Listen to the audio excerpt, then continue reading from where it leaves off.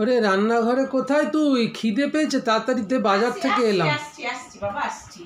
হয়ে গেছে একটু সুজিটাকে ভালো করে ফেটিয়ে নেন।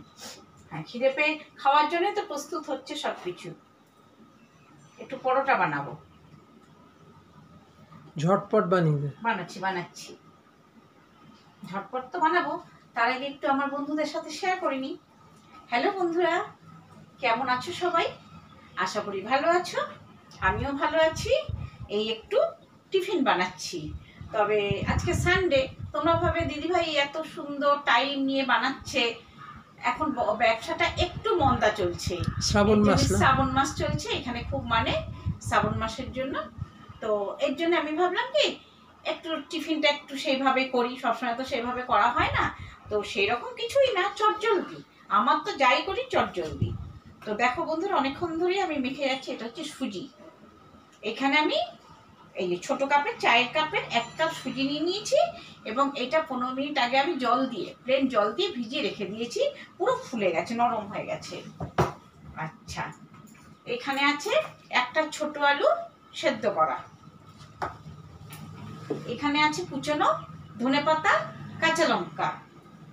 মানে বাড়িতে যা যা থাকে সেই সব উপকরণ দিয়ে একটু শুধু মুখটা একটু চেঞ্জ করা। এখানে আছে ময়দা, ময়দা পরিবর্তে আটাও নিতে পারো। আচ্ছা, এবার দেখো সুজিটা আমি এই বাটিটার মধ্যে নিয়ে নিচ্ছি। তারপরে দেবো আর কিছু কিছু জিনিস দেবো, তবে সেরকম কোনো কিছু না, যা তোমাদের রান্নাঘরে থাকবে সেইগুলো দিয়েই করা যাবে, শুধু একটু অন্য ধরনের হবে এই যা। আচ্ছা, আমি সব বাঁ হাতেই নিয়ে নিচ্ছি। এইখানে আমার আদা রসুনের পেস্ট আছে, অল্প করে দেবো, বেশি দেবো না। এই অল্প, তোমরা তোমাদের আন্দাজ মতো দেবে।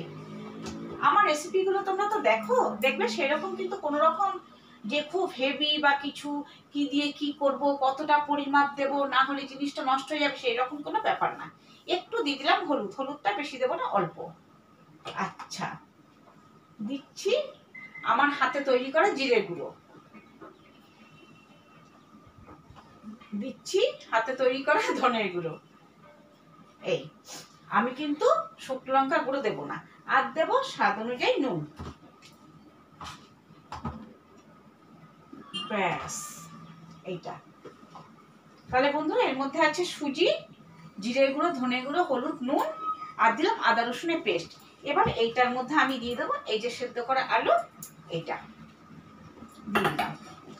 এবার এটাও দিয়ে দিই, কুচনো ধনে পাতা, কাঁচা লঙ্কা।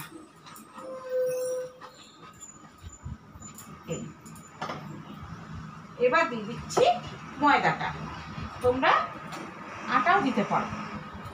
আমার ক্যামেরা কাঁপছে রীতিমতো, এত হাওয়া। তাহলে কি জানালাটা বন্ধ করে দেবো? না, ঠিক আছে। আচ্ছা, দেখো বন্ধুরা, এটা পরিমাণ মতো নিয়ে নিতে হবে এটা। আচ্ছা, আরেকটা তোমাদের কথা বলে দিচ্ছি, আরেকটা জিনিস আছে সঙ্গে, আমি সেটা দেখাইনি। সেটা কাজ এখন নয়, সেটা কাজ হচ্ছে পরে। একটা ডিম ফেটিয়ে রেখেছি, নুন টুন কিছু দিইনি। এবার তোমরা ততক্ষণ দিয়ে চলে আসছি, শুধু ততক্ষণ ময়দাটা আমি মেখে রাখছি।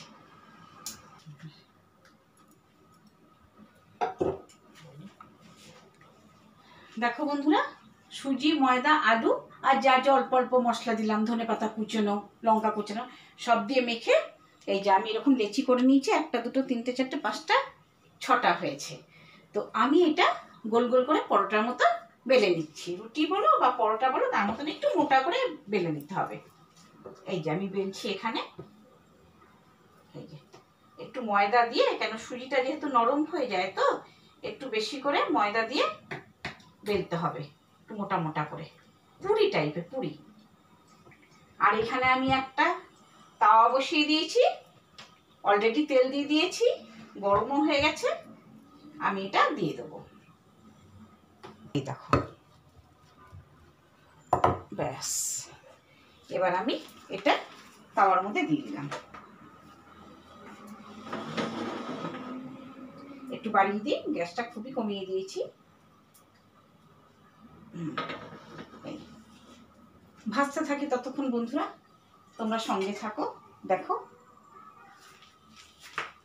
ঘরে থাকা জিনিস দিয়েই তোমরা করে নিতে পারবে। আমি একটু চেপে চেপে চেপে চেপে একটু ভেজে নিচ্ছি, একটু মোটা তো, যদি কাঁচা থাকে এইভাবে দাও। দেখো মানে কোনো ঝামেলা নেই গো। সুজিটা একটু ভিজিয়ে রাখবে আগের থেকে, আলু তো ঘরে থাকেই, আলু সেদ্ধ করে নেবে একটু, আর তোমরা যদি মনে করো না একটু সবজি টবজি দেবে তাও দিতে পারো।